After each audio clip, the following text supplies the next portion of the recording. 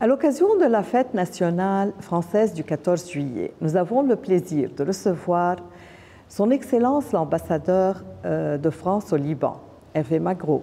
Une occasion pour évoquer non seulement la symbolique de cette date, mais aussi le rôle de la France dans un moment clé de l'histoire libanaise. Des relations franco-libanaises aux initiatives internationales en passant par les dossiers politiques et économiques urgents. Nous allons faire le point sur la position française face aux enjeux actuels, notamment l'implication américaine, la conférence de Paris et l'avenir de la coopération bilatérale. Merci, Monsieur l'ambassadeur, de nous avoir reçus dans ce lieu historique qui reflète vraiment les liens franco-libanais. Pour cette occasion, quel est le message que vous adressez aux Libanais et aussi aux Français du Liban? Le message, il est clair. Nous sommes ici à la résidence des Pins. Ouais. C'est la seule résidence de France dans le monde, je pense. Je n'ai pas tout à fait vérifié, mais je pense, sur les marches de laquelle un pays a été créé. Et donc, ce 14 juillet, ici, c'est une preuve supplémentaire de l'étroitesse des relations entre la France et le Liban et une assurance que nous resterons aux côtés des Libanais, aux côtés du Liban, évidemment aux côtés de nos ressortissants qui ont traversé une période très difficile pendant cette guerre. Et nous avons été très engagés à leur côté et aux côtés des Libanais. Et donc c'est aussi un message d'espoir que je porterai à cette occasion, parce qu'encore une fois, si on compare où nous en étions il y a 6 mois, y compris avec des missiles qui passaient au-dessus de cette résidence, aujourd'hui, avec l'élection présidentielle, avec la nomination d'un gouvernement en quelques semaines, et le travail que fait ce gouvernement, il y a une opportunité que nous avons ensemble à saisir, et vous pouvez être sûr que nous resterons à vos côtés pour le faire.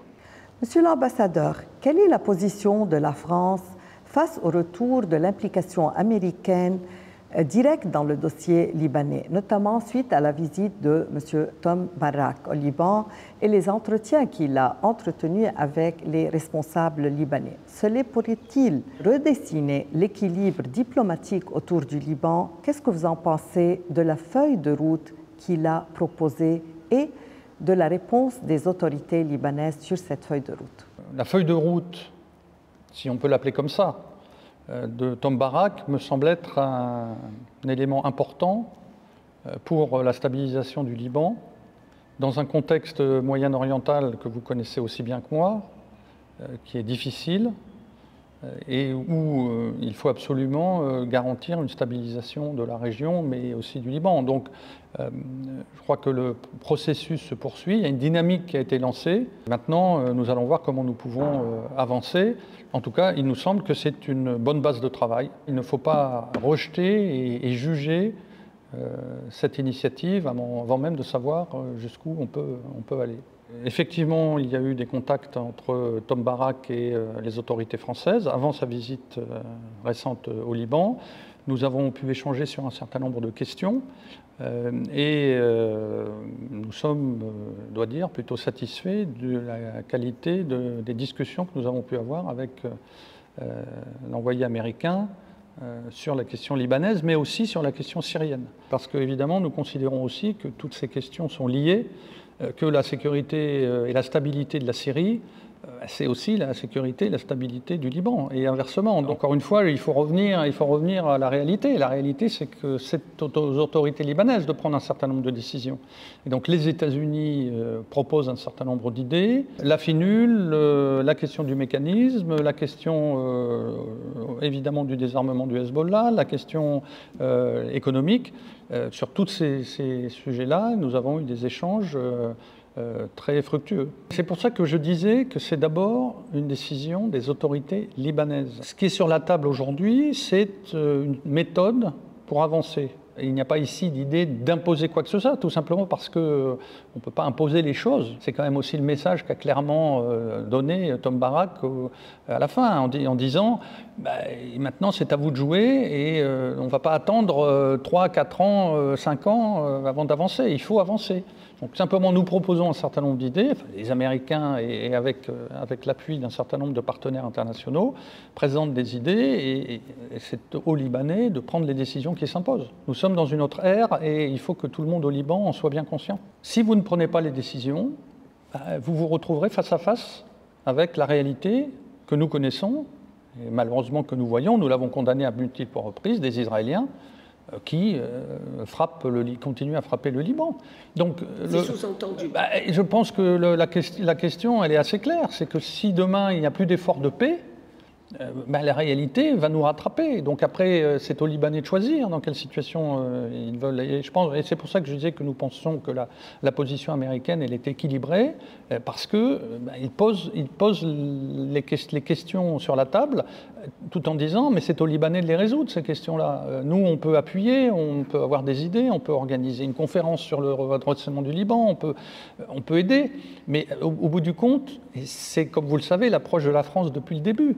Nous, ce que nous disons depuis le début, c'est le président Aoun et le gouvernement, le Premier ministre, y compris dans la déclaration ministérielle, ont évoqué la question de la légitimité du contrôle des armes par l'État et la souveraineté retrouvée du Liban. Nous soutenons ce programme. Et je pense que c'est ça la base de la question. C'est effectivement une décision qui doit être prise par le Conseil des ministres libanais, avec le président évidemment. Mais je pense que c'est ça le message aussi de Tom Barak. C'est voilà, vous avez une opportunité. Et si on attend les élections de mai 2026, personne ne sait quel type de parlement nous allons avoir en 2026. Et donc on va recommencer les discussions pour savoir comment... Non, je veux dire, l'idée c'est, voilà, il y a en ce moment une fenêtre d'opportunité, nous sommes prêts à aider.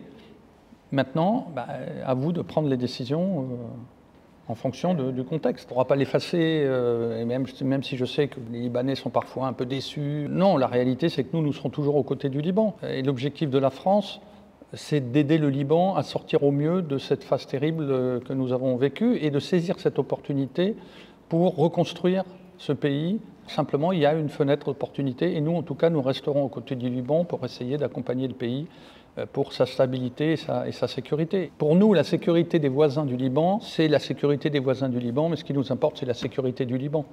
Et donc, c'est notre approche, elle est dans ce sens-là.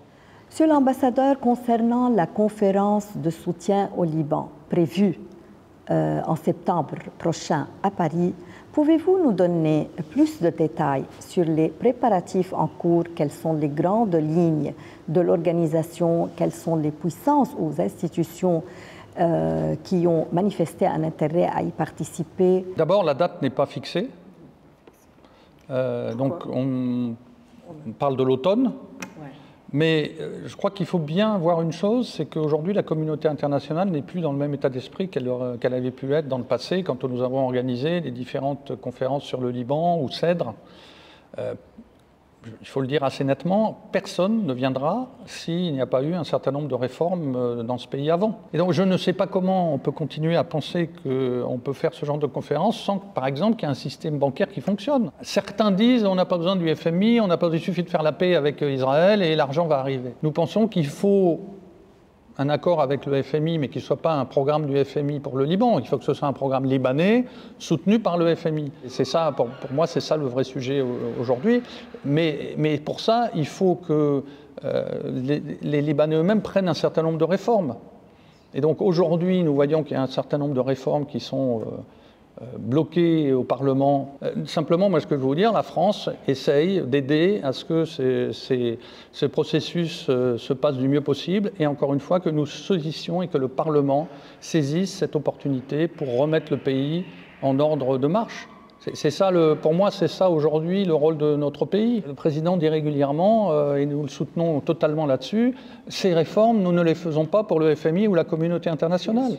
Nous devons les faire pour répondre aux aspirations de la population libanaise. Et donc c'est ça notre sujet aujourd'hui. Je pense que l'idée, c'est de continuer à plaider. Et encore une fois, comme je le disais tout à l'heure, cette capacité de mobilisation, c'est un atout important, mais que nous ne jouerons que si nous considérons que les conditions sont là. Et on ne pourra pas faire une conférence, je reviens là-dessus, si les principaux donateurs ne veulent pas venir parce qu'ils considèrent que le Liban n'a pas assez avancé. Et avec le risque très important qu'en fait, aujourd'hui, la dynamique, elle soit en Syrie. Et que tous ces donateurs soient focalisés demain sur l'aide à la Syrie. Donc voilà, il ne faut pas que le Liban rate ce train-là, le train syrien, si je puis dire, dans un contexte où il y a beaucoup de crises dans le monde aujourd'hui, où il y a peu de moyens, il y a beaucoup de réduction de moyens, et donc il faut que le Liban se mette en ordre de marche, tout simplement.